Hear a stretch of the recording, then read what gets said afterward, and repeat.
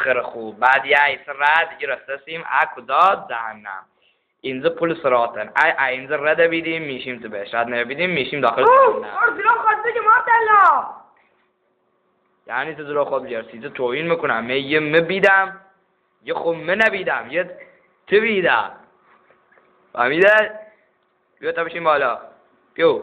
نه من مطمئنم کار خودی. بستن دیگه جمع بزن. ای میبیدم تیز مرده میدم.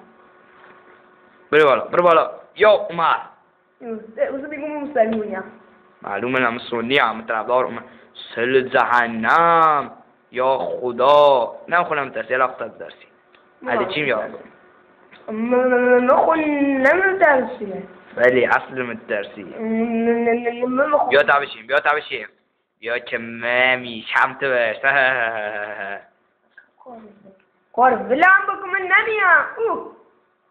بعد بیا بهش. البته نه بهش زی نخرانه. فقط زی ما. نه زی خرانه هستی. بدنوزم.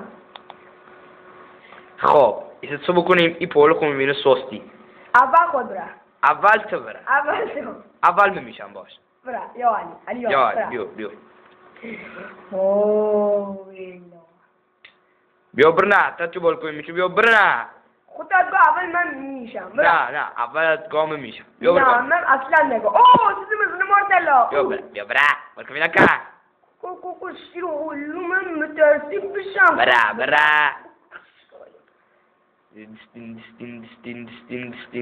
خاله.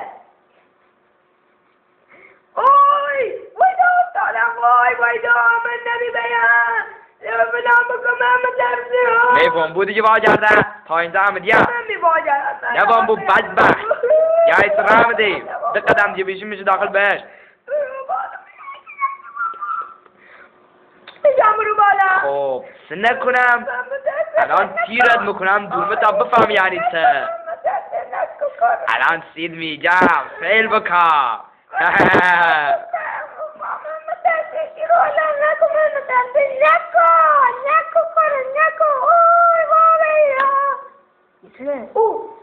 ما خود اساسم. فهمیده جانم من وقتی یادچی میگم یادچی بلدیم. بیا دنبالم خرم نشم. ولی خوبی بیان. شرایطی دیگه داخل به. بشین. یا علی خداحافظ.